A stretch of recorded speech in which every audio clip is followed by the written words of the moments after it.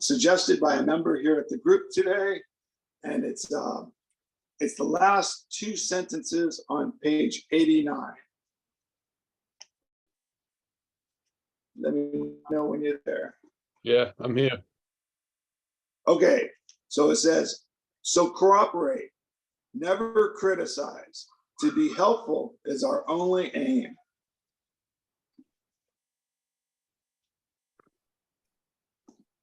All right. Well, welcome, everyone. Thank you, Paul. This is a lot more about your behavior in recovery. It's not what we really try to target here, but so cooperate, never criticize. Well, maybe question the feeling that you criticized or you cooperated. Yeah, just weaken that you, because that's what's giving the meaning to cooperation or criticizing. Yeah, this is the point of this platform, really. It isn't about cooperating more, criticizing less. I have faith that that will happen if you lose interest in the one who's cooperating or criticizing. Yes, do you understand? There's an act of cooperation. The head claims that act, and it says you're the one who's cooperative. Yeah. Or there's an act of criticizing. The head claims that act as being the doer of it, and now it's critical. And so after a while, it'll come up with a historical sort of noose you'll wear, which is you're a critical person. And so, and it's going to, for me, then a story. For me, as a critical person, it's going to be very hard for me to cooperate. You see? So this claiming of cooperation and criticizing just grows a lot of self in the garden, yeah, of the mental state, really. So this is what I'm more interested in. Yeah, this is what they say to us. To be helpful is our only aim. To be a maximum use. That's basically the agenda of recovery. It's not a self-centered agenda, really. So to be of maximum use, to be helpful is our only aim. Yeah, that's a stated principle. The idea of so cooperate, never criticize. Well, I'll tell you something. Never criticize. You're going to probably fail quite a lot. Yeah, you are. I mean, nevers, I don't like always and never. It just doesn't work in my experience. Yeah, so all right. This is it. Oh, I feel like my whole sobriety is based on if I don't criticize. And so suddenly you criticize, or there's criticizing, and then you think it's you. You're out of the grace, you're out of the grace atmosphere. You're now under the reliance on self. Yeah. So now you don't deserve, it can go on and on and on. If I see this criticizing, usually it's made into humor. Yeah. If I'm cooperating, I don't notice I'm cooperating because it seems like being in the flow, and the flow is more than enough for me. Yes. So I don't believe I'm cooperating today. I'm in cooperation. And when there's criticizing, it usually doesn't leave a mark because it doesn't come out of Paul Hedderman's little amphitheater, and it turns into a comedy show, really. Yeah, this is how I see it. And to be helpful is our only aim. Yes, but you need wisdom about help, because you don't want to do a disservice to someone by keeping them from their bottom. That is not being helpful. Yeah. So there's a lot of layers of helpfulness. Sometimes helpfulness it looks like tough love, doesn't look like anything like compassion, but knowing that maybe the only convincer is going to be their own life themselves, then you let it go. Yeah. So being helpful goes through a lot of transitions in your own life, because you're seeing, yes, but how you see changes, and how you see being helpful changes. Tell you the truth, a lot. Yeah. Yeah. So, yeah, this is a principle. Do the best you can, because if you set up, it's got to be always or never, you're going to be disqualified quite a lot by the head. Yes. Because just, maybe you realize the head is playing God with your recovery. Yeah, it's plays God with whatever it gets brought into contact with. It's attempting to keep playing God in recovery. Now you have failed the mission because you weren't helpful every second of the day and you criticized. Yes. What's that but playing God?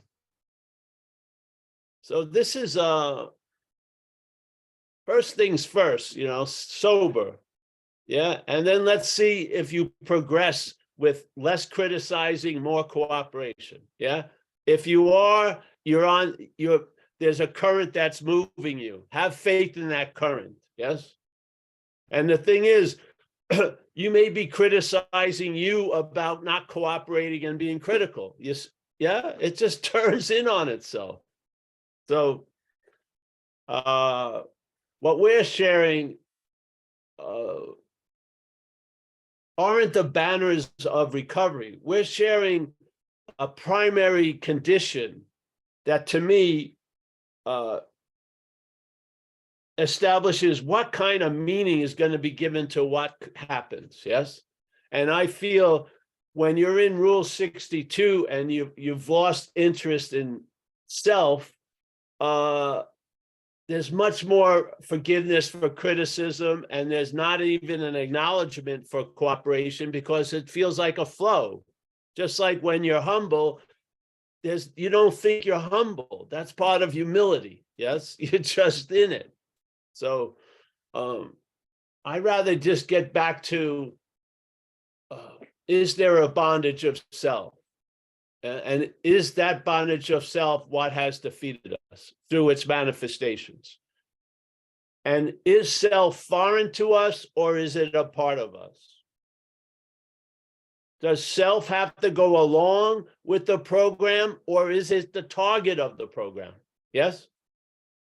Is it supposed to join in on the process or be what's being processed? Yeah. This to me is fundamental. It's an attitude or an outlook or a new basis. Yeah. And then you'll see helpfulness and criticism in a different light. Yeah. Yeah. So I think AA is incredible about, having morals and living by codes and stuff.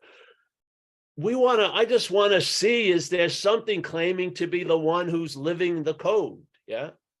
And if it is not me, and it has a nature, let's say of a parasitical nature, even though it seems to be lining up with the good, somehow it's going to fucking turn it sour. Yeah. So yeah, to me, first things first is the right diagnosis of the problem, I feel. Yeah. And this is a humble suggestion of what I believe is the problem. It's an activity of selfing. There is no self. There's a self is implied by the listening to the selfing. Yes.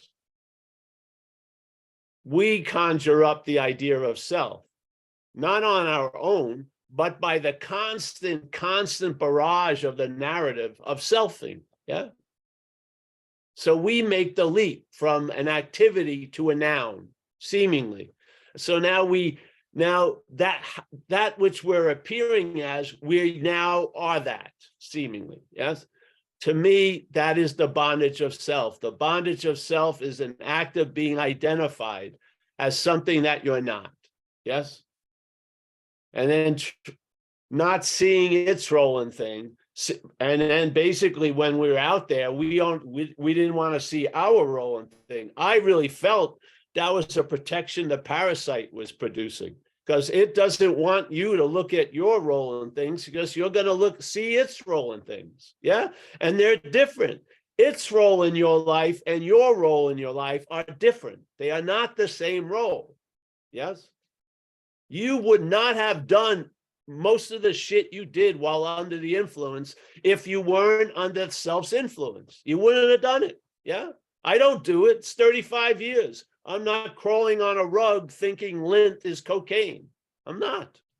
Hoping beyond hope that somehow it's going to make me feel different than I'm feeling right now. I don't, how I'm feeling isn't causing a huge drive to not feel it. Yeah. Because I feel somewhat content and satisfied, and at peace. So the whole mechanism has been turned off in a way. And it doesn't lead me to, looking for places to get something I can't find there. It doesn't. Yes.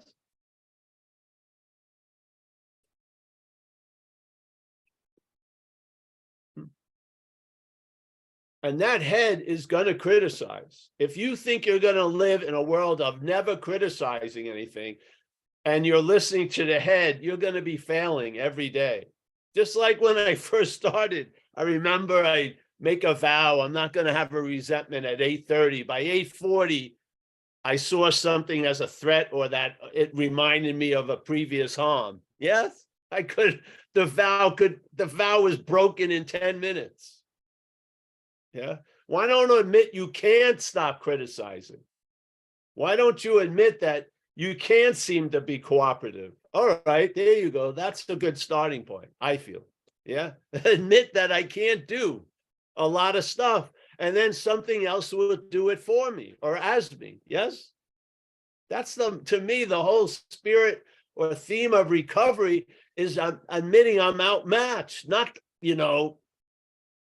stopping shit completely. The admittance is I haven't been able to stop shit completely. Yes. If I could have, I wouldn't be doing this. Yeah. I found myself walking around thinking I had power, but experiencing powerlessness. Yeah.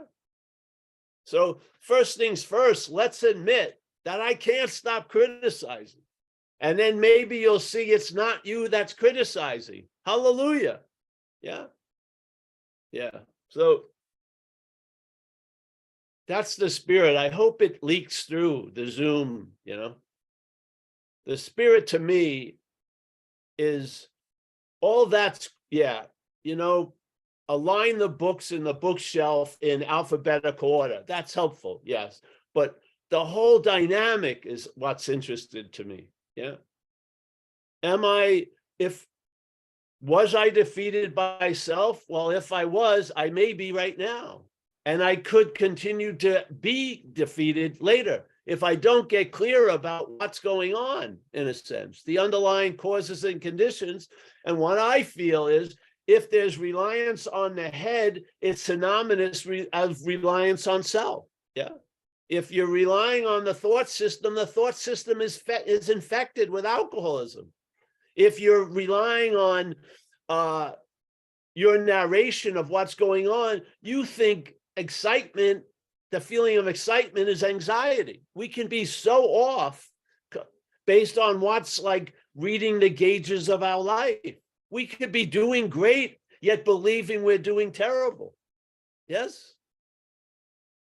There's something that has been given the ability through ignorance and not knowing to run our lives based on its agenda. Yeah. So the spiritual awakening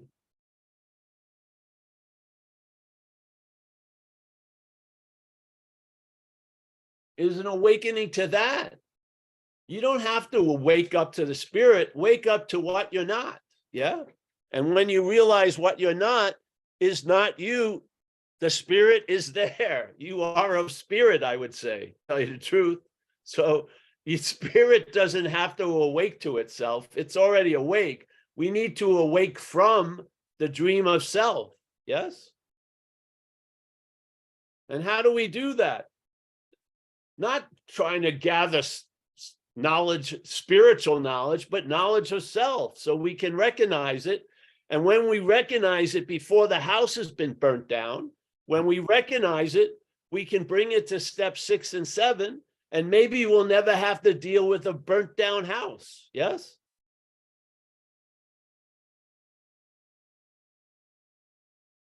That's my hope, and that's my observation, really. Yeah. A lot of times I don't go to 8 or 9 ever now because it's dealt with 6 and 7. Yeah. You know how much effort and time and money it would take to have to move a house? But if you saw it in a blueprint stage, yes, and you decided not to move in then, there would be not much effort. Yeah. So we want to see how self defeats us, not after the defeat, yeah, but before the defeat, so that the defeat can be averted, yeah, and then we will be of maximum use and we will be of help.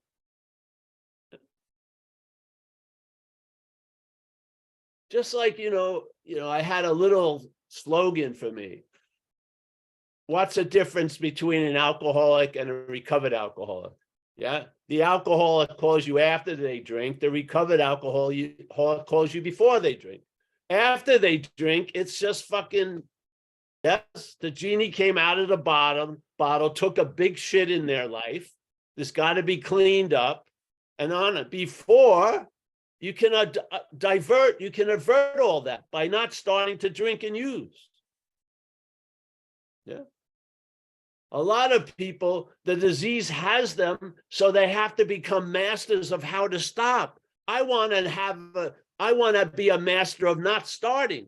Yes. I don't want to know where all the rehabs are and the numbers and how I'm going to get my general service check over to pay for the sober living house. I'd rather not do that. Yeah. I'd rather just stay sober. Yeah.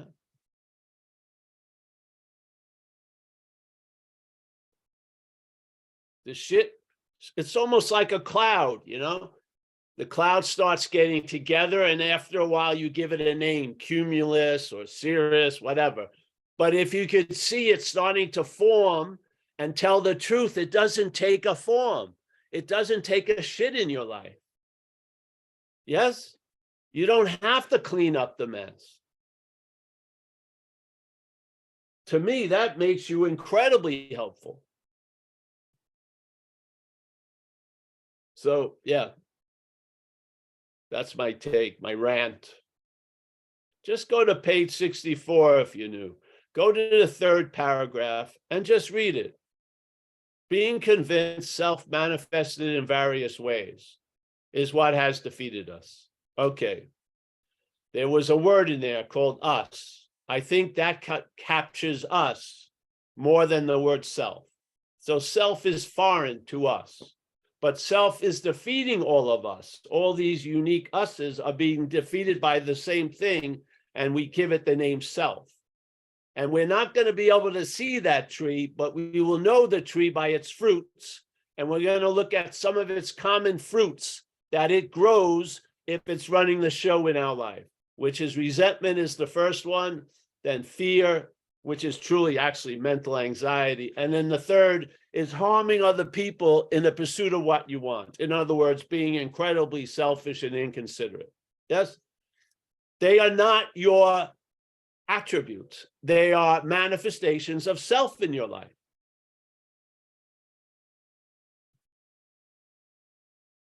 Was I directed to do an inventory that way? No, I wasn't.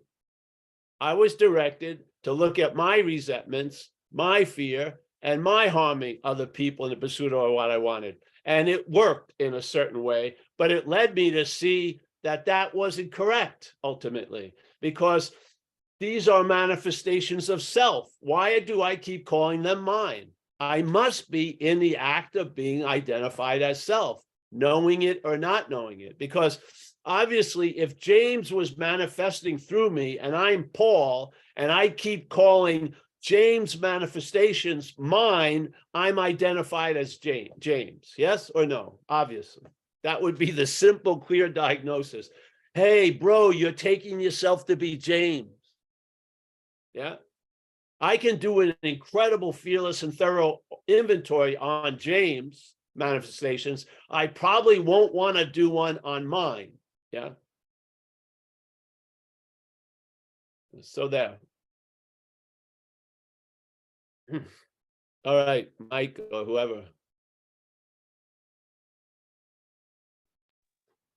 That was awesome, Paul. Thank you. Our first participant today is Chris. Yay, Chris.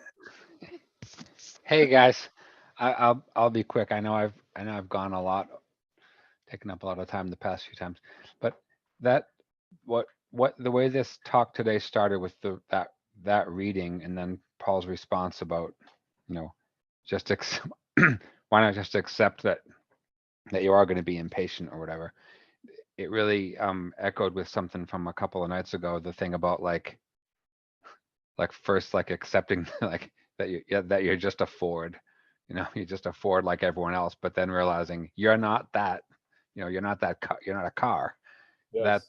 seems, yeah, right, you're like maybe the air that all the cars use to drive around or something. I don't know.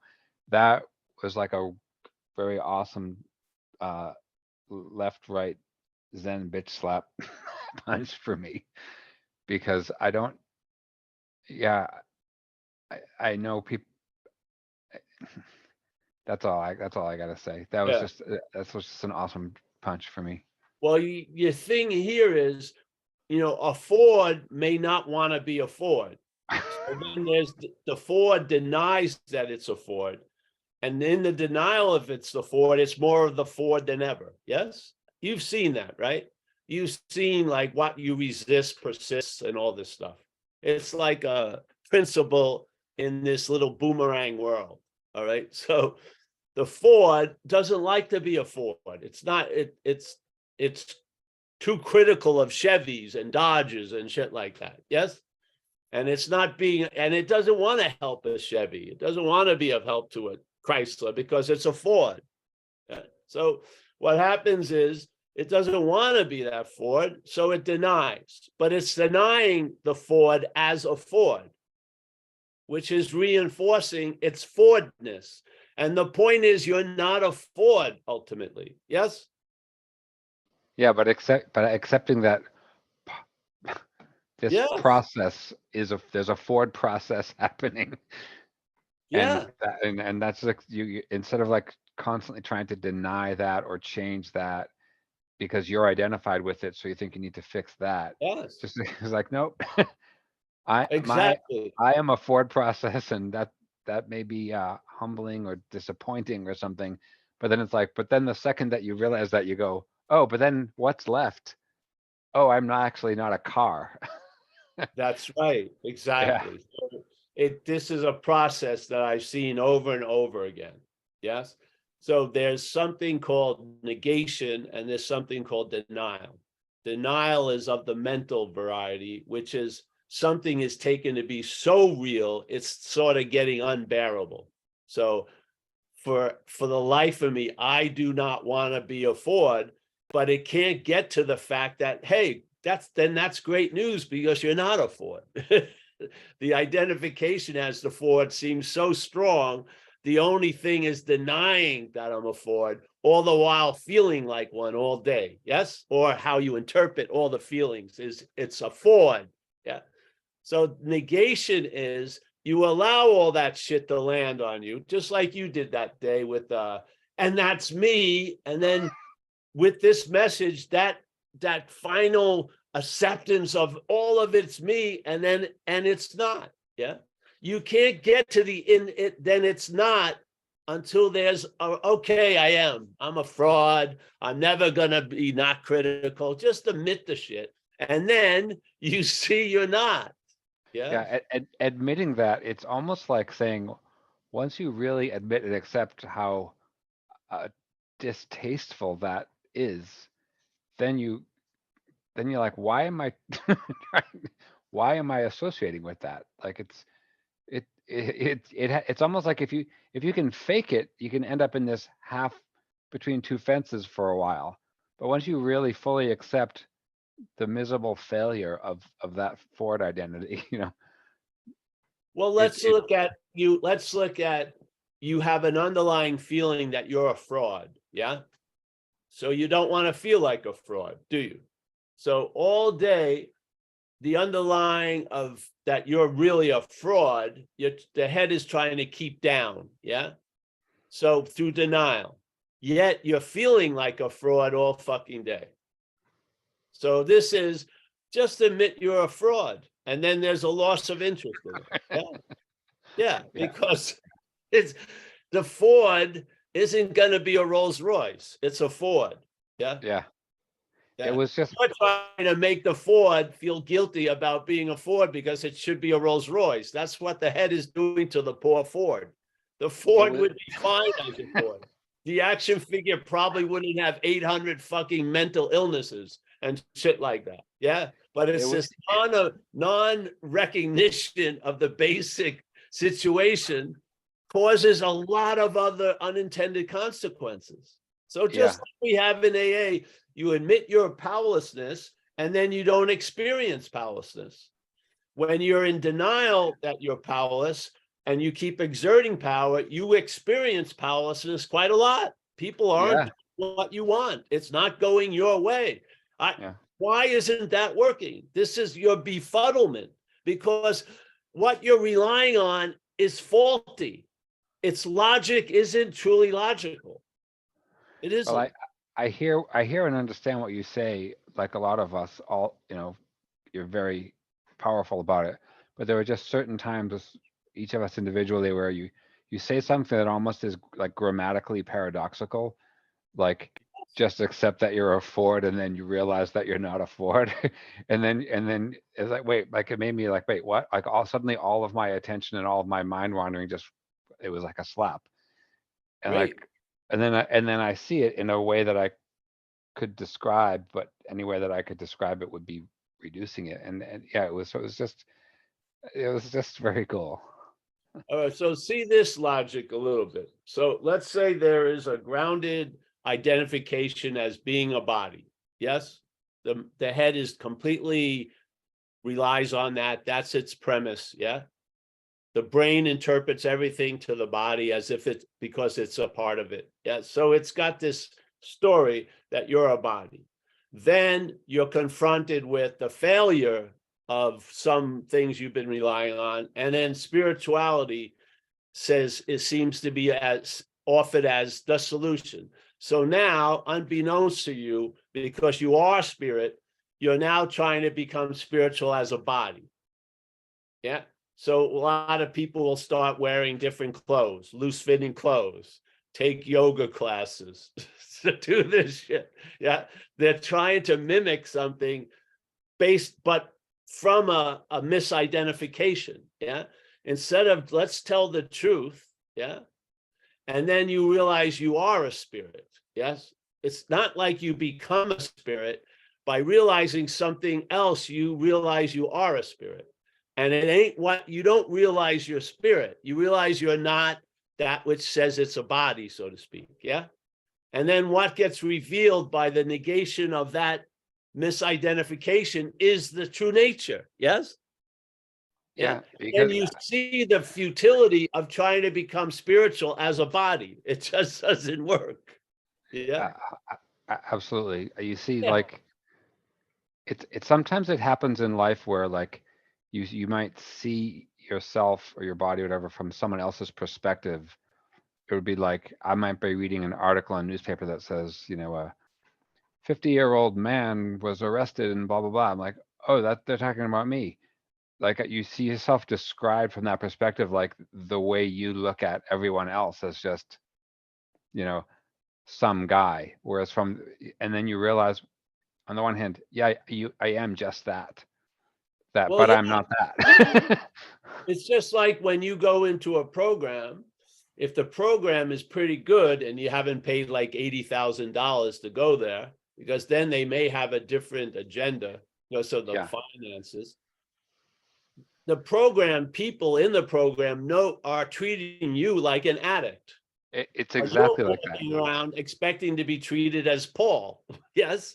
Yeah. And if they're worth their salt, they will be consistent in treating AKA Paul as an addict, because that's what Paul actually is at the moment as an activity. Paul Yeah. is an addict. Yeah. So I Yeah. spent 2 years in a program and I had disagreed with a lot of what they said, but my life looked a lot better with them telling me what to do than it ever looked like when I was telling me what to do. It I was had something that. unbelievable example. I Yeah. had that exact same experience. It was with a mental institution, not a recovery. And that those first moments when I saw myself as that guy sitting there in the room with the other mental Yes. patients. It has that same feeling.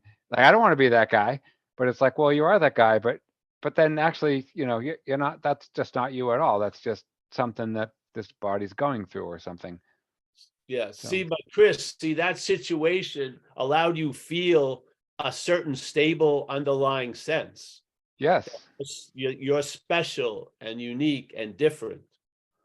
And in fact, you're not. Yes. Yeah, It's nice to hit it because it's having it a is. huge influence throughout Well, our day, this in special that, sense of uniqueness and stuff. Yeah. I'm not talking yeah. about the No, artistic uniqueness of I what know we what you mean. are. I'm talking about this uniqueness that no one understands me. No one knows how I'm feeling. Give me a fucking Yeah, break. I'm more important. I know that. Yeah, that night that I went through that process of, it was everything like you just described, except boiled down into a concentrated period of time of like an ultimate resistance and like a final battle that Great. was then, lost. And I came out of there feeling like Bambi or something.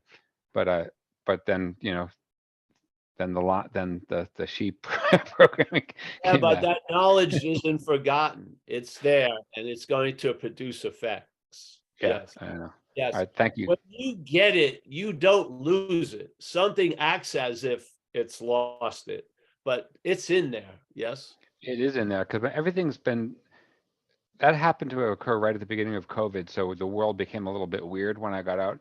But everything has been different since then because of that Yes, death. this is I don't know how else to call it. this is the power that we represent. Yes. Yeah. We're thinking we're powerful, but in fact, we truly, truly are, not as the head would like to see it. Yeah.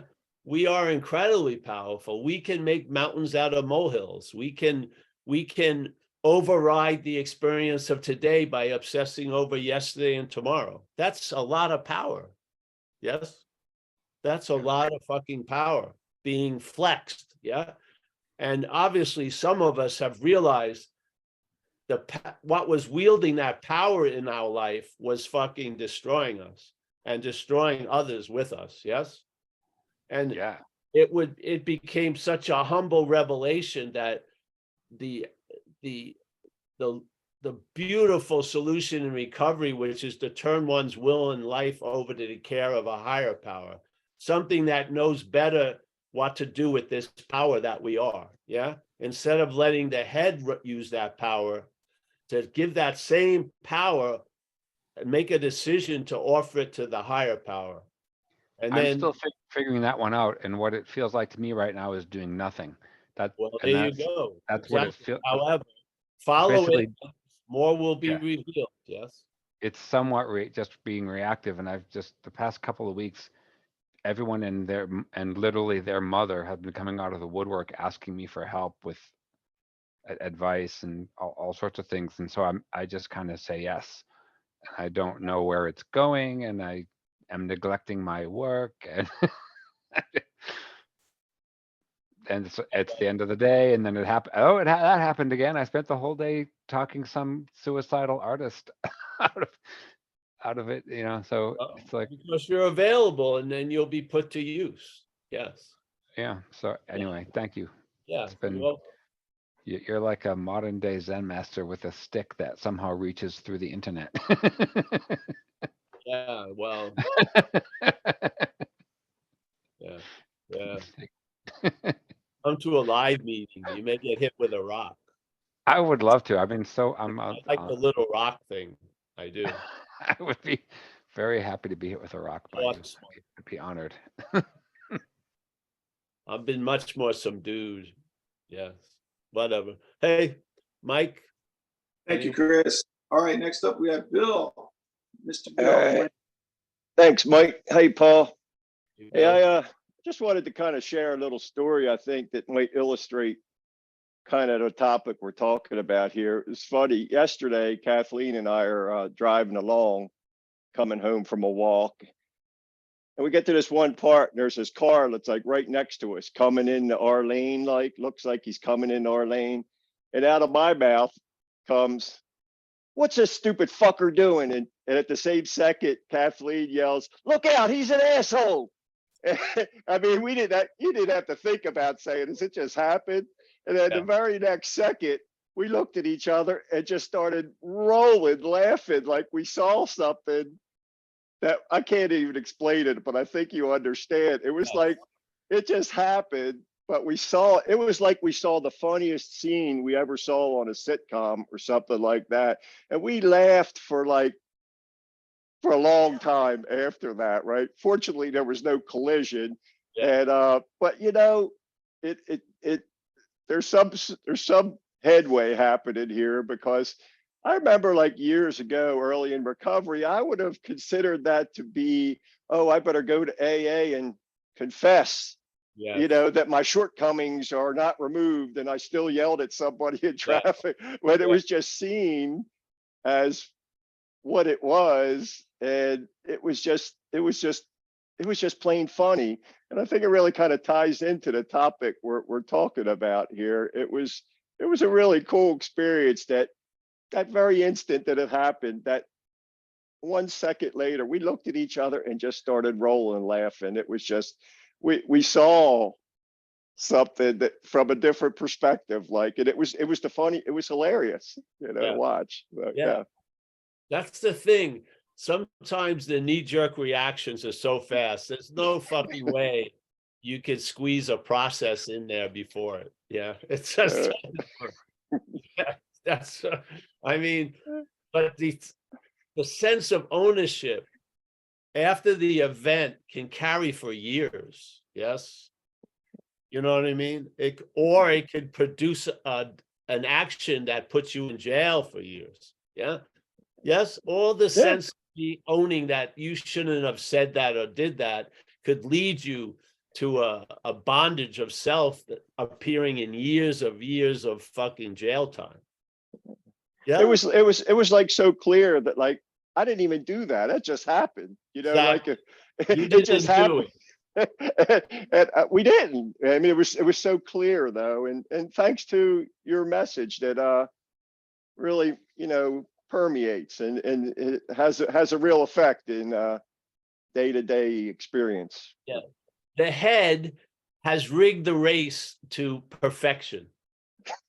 It's impossible for you to fulfill its definition of being perfect, which means that's being spiritual, being perfect. The race is already rigged. You're gonna lose. Yeah, admit it now and save the fucking trouble buying all the running gear and shit. You're gonna lose. You're already disqualified in the head. But you are something that can't be described or defined. Yet it's readily available at all times with no requirement necessary to meet it. Yeah. And yeah. Can you imagine going home and trying to figure out what condition you were in for that to happen? How could you have said that? Yeah, that's all obsession with self, isn't it? Yep. It's just like going home and I'm gonna do an inventory. Give me a fucking break. Jesus Christ. It just showed you're not playing the role it has you playing. You don't know what the hell's going on in most times. Yeah. The character could be pretty entertaining sometimes, man. It is, but you know, most of us the action figure has been trained sufficiently not to end up in jail and shit like that. So you have the ability to really have a good laugh because it's crazy. This happened yesterday. I was working on this new it's not a new car, but a car. And it had these old stickers to go through tolls free in an electric car. So in the old days, when it first started, you could go over the storm was cool. You could go over the Golden Gate Bridge for nothing. And it has these stickers. So I decided I wanted to take it off. Yes. So I was never a speed freak, but I like tweaking in a weird way. So I'm just trying to scrape it off with a credit card and shit. And one of my neighbors came by, said, "Why don't you here? I got a heat gun and shit, and some paint stuff that won't hurt the paint, and remove it." So I said, "All right." So we took the whole thing off, and there was 2 pieces of the thing left behind. Yeah. And it was white on the brown of the paint. And he thought it was a chip. The paint had been removed, right? So we're thinking the guy who sold it to me put this sticker on to hide this mistake, and it became this whole conspiracy. And then I touched it, and it was a piece of the decal on the paint. But it already went into a conspiracy in like 10 seconds. It was great, feeding off of each other. Motherfucker, the guy.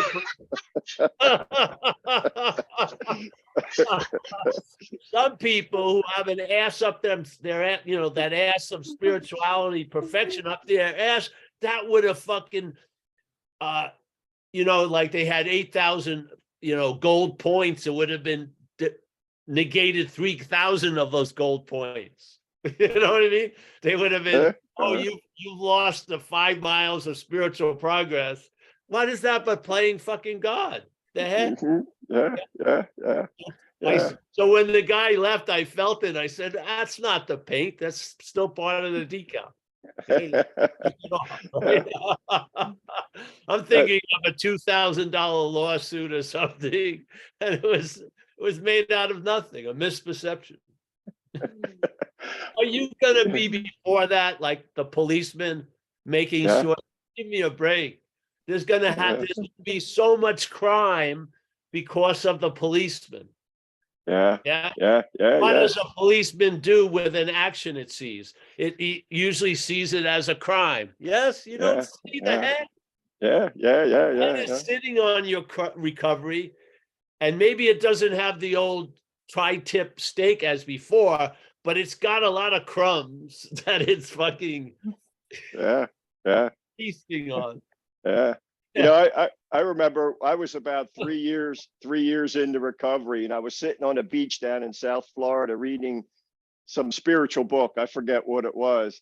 And it was spring break, right? So there's all these beautiful females in their skimpy bikini thongs running all around right in front of me.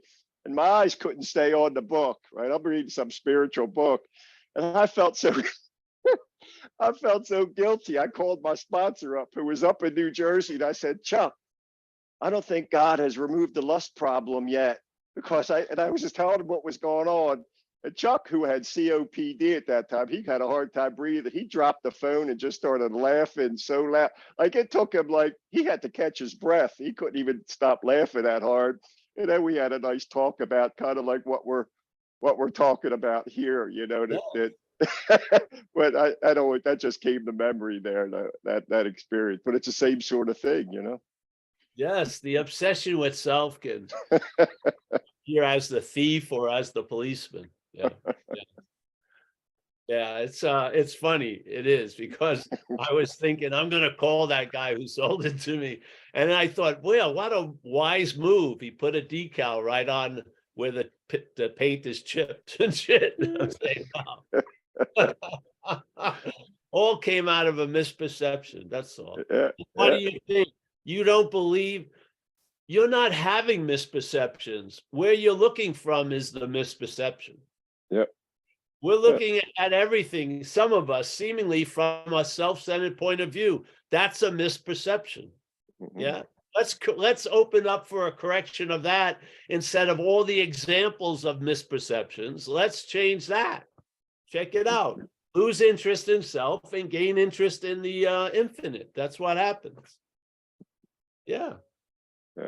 I mean, self is not you're never gonna be granted a pardon for all the shit you thought you did. It's having too much of a field day with that. Yeah. The surrender or the acceptance comes from diminishing obsession as self. Yes. Yes. The self does not accept at all. Yeah. All right. So thanks, bro. Yes. Thank you. Thank you, Paul. Great story, Bill. Thank you so much. Next up, we have Miranda. Miranda, you have a question for or comment today for Paul?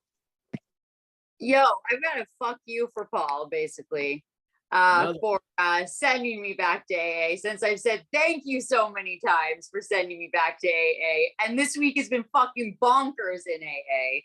And shit is just like, what the fuck? Like, you drunks, like, this shit's crazy. And it's rad. I love it. And like, I found my fucking song there. But I mean, I made Mike get at you because I took, I had my old sponsor like telling me I had to take commitments, and you're like telling us to take commitments. So I'm a secretary of a speaker meeting. And so I had Mike get at you and see if Paul would talk for us. Yeah. I don't know if you remember, but yeah, you're speaking at my meeting, our meeting, because it's your fault that I have to do that in the first place. And I'm really excited about it. But yeah, this shit is nuts. Like it's just like I was talking about like the triangle, I switched sponsors. I needed a sponsor that, knows what this is, like Yes. the issues with AA that make it difficult and make you, and can seemingly like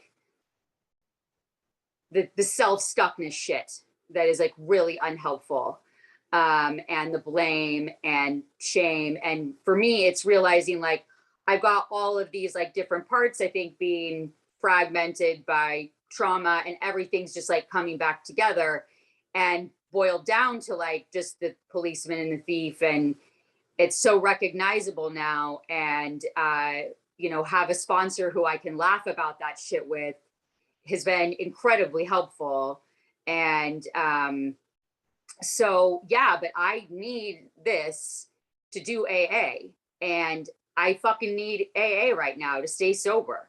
And staying sober is what is keeping this fucking action figure healthy. And now I've got a kid that is 8 days sober. I've got one that is sober curious now, trying to fucking get out of a job where he's in a coked out kitchen bar environment in the middle of Chicago.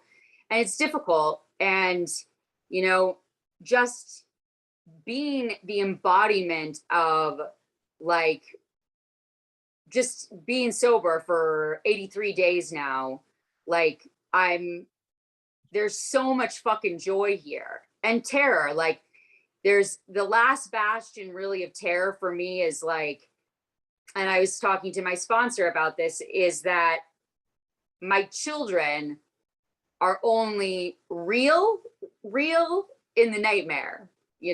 That's the dream. Like the dream has been a nightmare for me for so long. And so it's like my fear for them, it's like, it's bringing up this, like this dread, and it feels like this heaviness in my chest. And it's like I've let go of so much, and it's just let go of me. It's just fallen away. But man, when faced with some of the shit that my kids have gone through in this past week, it's like shit's really unraveling. And it's like having to let go of them as their separate individual long-lasting things that they are. That is way different than this shit. It's the same, whatever, fucking, I don't know. But it's not, none of it would be happening. There's all of the reading of all of the books, all of the chaos of taking in all of the podcasts. Like, what the fuck happened to me? Like, where did my marbles go? Everything got rearranged. And now it's just been simplified. And it's like, I have my couple of go-tos of like, it's a fucking real quick reminder. I don't have to suffer eternally. Like, it doesn't have to be this big, long fucking process anymore. It's like, boom, I get the reminder. There's peace here, and I can fucking carry on and take care of shit. And like Chris said, it's like I feel a bit spread thin. It's like this shit is contagious, and you know, I'm finding balance. I'm listening to some advice that you gave a nurse a couple of weeks ago, I believe, like about like asking if you, because you're not spitting all this woo woo shit at me. So when I heard you ask her if she was doing cleansing processes, I heard that. Like a shaman of mine said something about that. And I'm surrounded by a lot of sick people, like a lot of sick people that I love. And the energy shit is real, and like taking that on. And sometimes I feel like, wow, I just got someone just dumped a fucking ton of bricks on me. It's like all like in my body, and I've got like ways of naturally just kind of getting that out. And it's just taking responsibility for the action figure, and you know, doing that shit that I need to do so I can just not get distracted and weighed down by shit that was a lot more than I expected to share as usual. Blah, blah, blah. It's bless up, motherfuckers. Peace out. All right. Well, yeah. AA is a very safe place. Yeah. Sometimes sometimes you do too much and you realize it produced an imbalance. So you get to be more discerning and stuff. Yeah, it's just beautiful, really. But it's being there all the time is such a valuable commodity. Yeah. So yeah, thank you. Yeah. 87 days, that's how it goes. Yeah.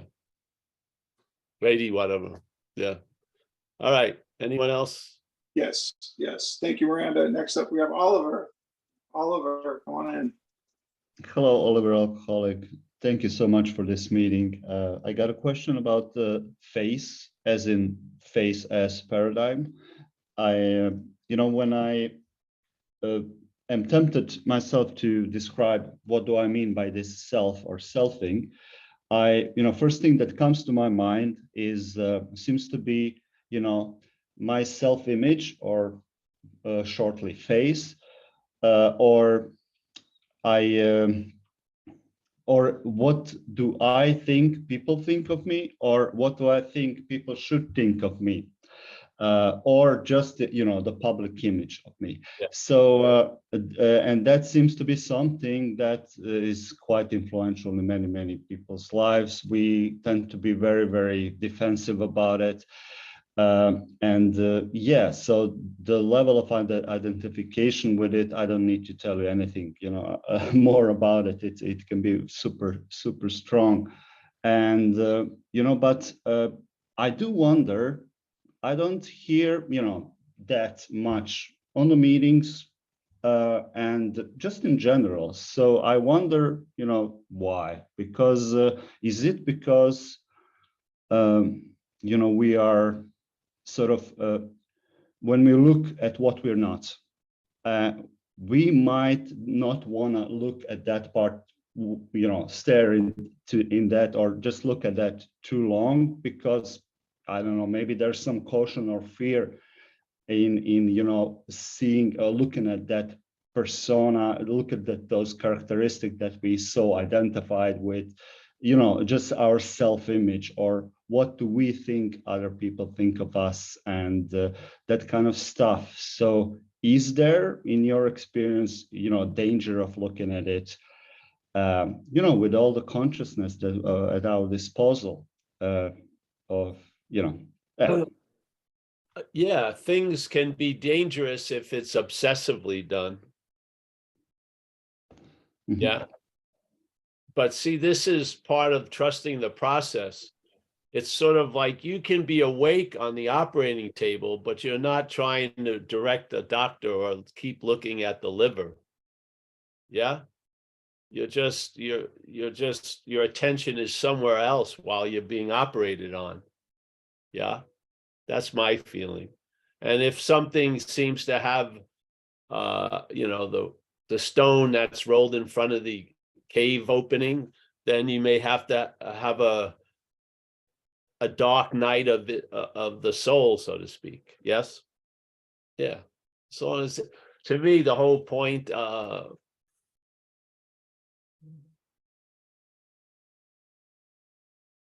trusting the process tells me I just don't put it under a high-powered microscope all day. Yeah. Basically, I'm busy, whatever, trying to be of help while I'm being changed. Yes, in the process. I'm not following the changes like second to second. Yeah, because I see your observation of stuff distorts what's being observed. Yeah. So I trust this process, and it hasn't killed me yet.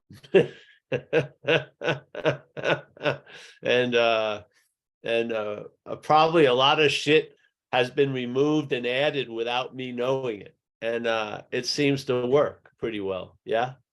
I just enjoy the traveling lighter. I don't know what was taken out or what was put in, or yeah, but I like the effect. So I continue staying on the operating table, not getting up and not playing doctor. So the idea of losing your face can be painful to the face. Yeah, obviously. But you know what happened here in our society a lot? The idea of going through a process has been seen as something to avoid at all costs. So a lot of pills are taken not to go through a process, you know, and sometimes, like when I was out there using, I wanted instant gratification. And then I got into AA and I saw there's like a beginning, a middle, and an end. Yeah. Where I only wanted the end. So, and then what happened is that distance between what I was doing and where it was leading, I lost interest in. And I didn't care about arriving at an end.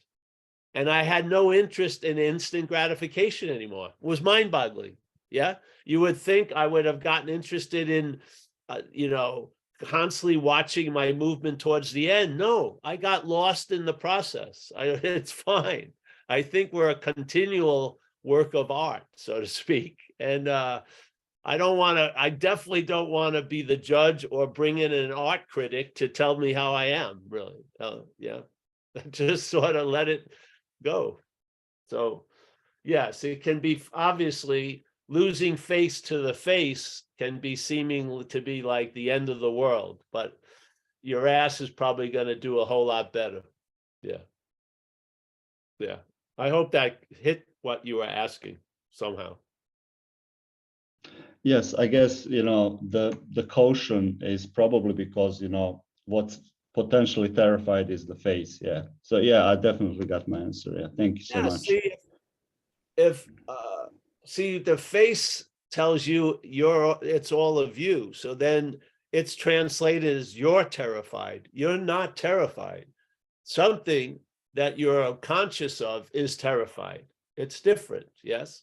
And in a sense, that it's being terrified is an indication of something great, really. Yeah, it really is. So when that thing gets really scared, you're on to something, my feeling. Yeah. Yeah. And you're in good hands. Yeah. Jeez.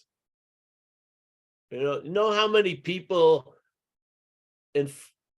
put themselves into dark nights of the souls out of fear of a dark night of the soul?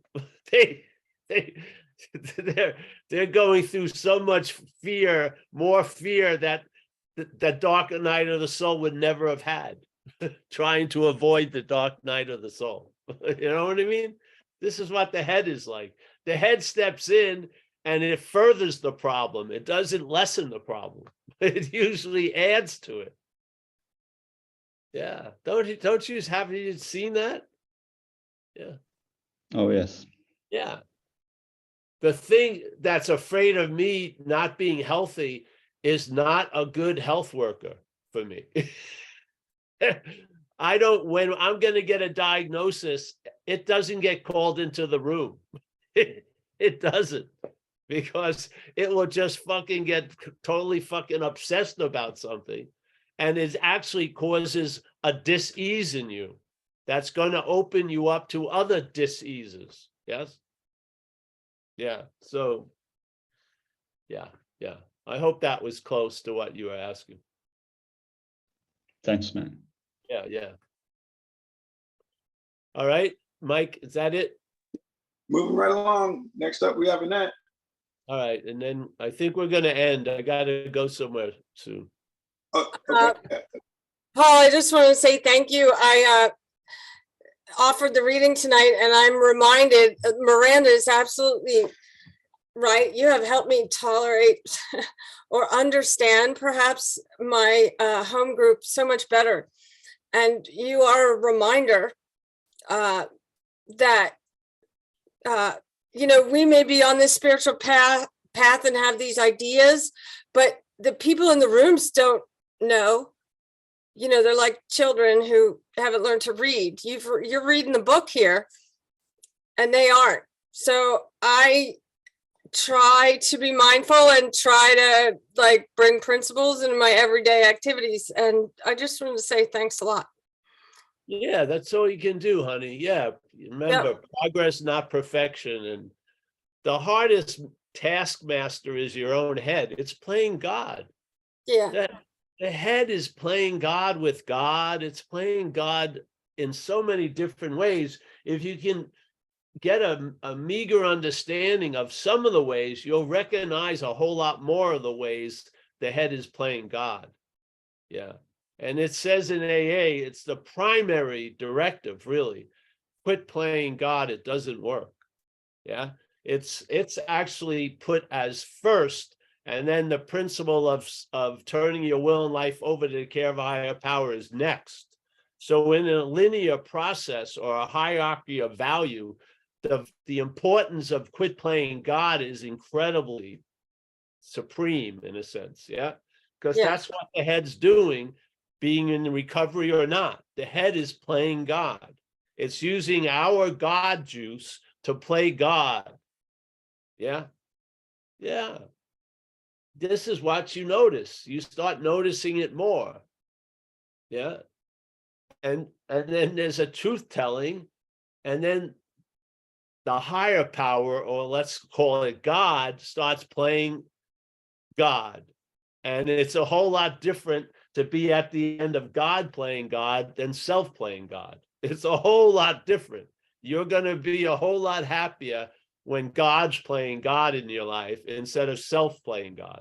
I'm sure. Yes. So this is eyes to see, and understanding is our glasses to lend. Yeah.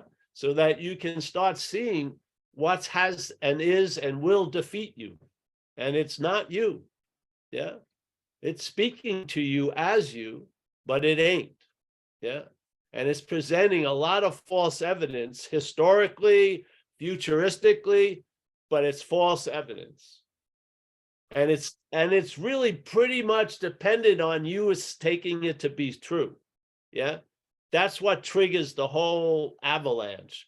The false evidence does not trigger the avalanche. The avalanche is triggered is when it appears to be true to us, because we are the source of power.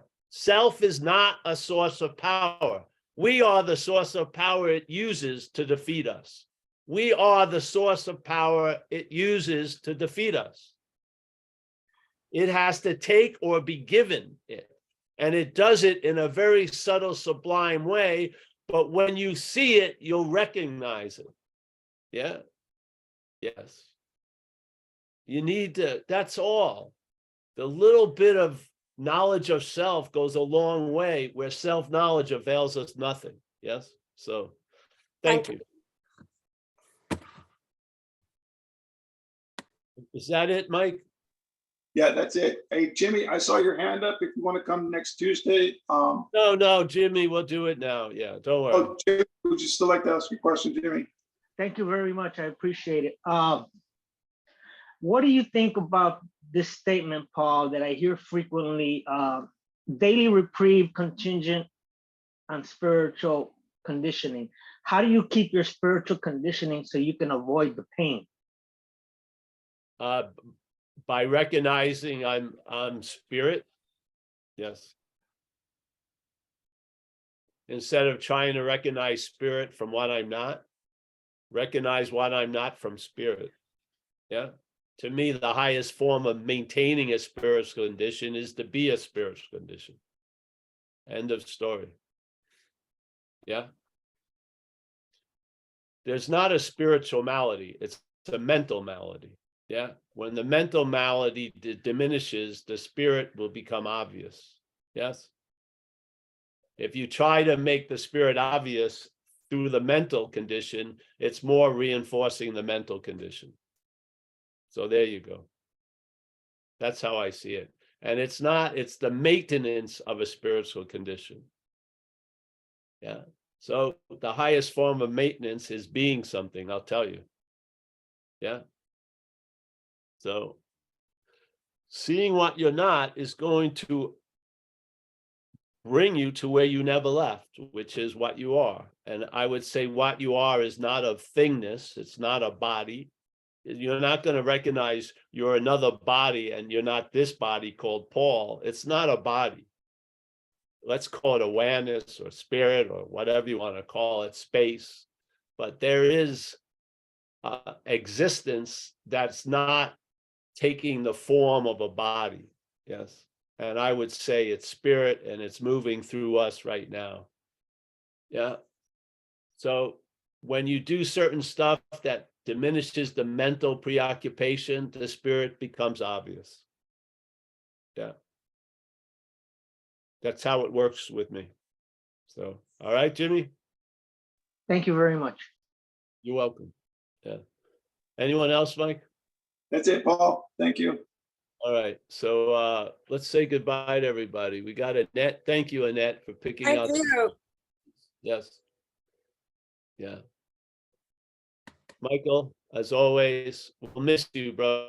Hopefully, I know you're not going to tell us where you're going because you'll be hearing from us because we'll need your help so much. So keep it undisclosed.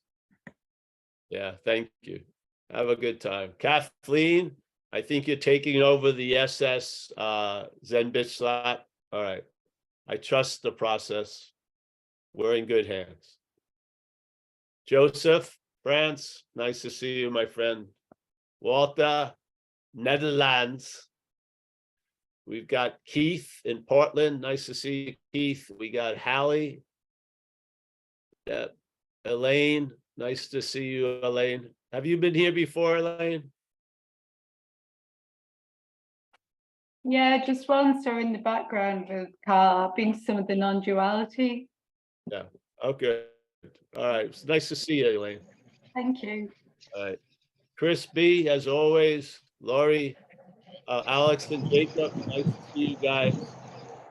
Hey, Jacob, hopefully if I go back east, we'll try to align the trip. Yeah, so I can see you. I can see you because hopefully late May or June, early June, I'll go to back east. That'd be wonderful. Yeah, yeah. Yeah, So I'll let you know the days I'm thinking of and we'll see if it can work out. cool. I look forward to it. I think I'm gonna have to give you a call before the next time I host, in order to get my computer cleared. Yeah, I'll get it. Yeah, just call me up and then I'll look for it and then give it to you. Yeah. Cool. Copy them. All right. Mickey, as always, nice to see you, honey. We got Bill Churchman, the Lebowski, Jimmy, Miranda, Clay, Giselle's phone, Jeff down Southern Cal, Florida, John, Oliver, Berlin, John K, formerly Jeb, Jed, Jess, Jet, you're on in Sweden. Yeah. Beth, nice to see you. We've got Jeffrey in Seattle, Nicholas B. Yeah, Nicholas, your question, yes, capitalization can help in writing about stuff, yes. Shannon, Corkery, we got Fletch is listening, cool. Christine and Kona. Let's see who else here. If I didn't get you, you're gotten anyway. Sean in Dallas, nice to see you, Sean. And yeah, thanks, guys. Have a wonderful day. And Right if on, you Paul. have Thanks. a wonderful day. Thanks, Bob. Thanks, do. Paul. Thanks, Paul. Thank you all. Bye-bye.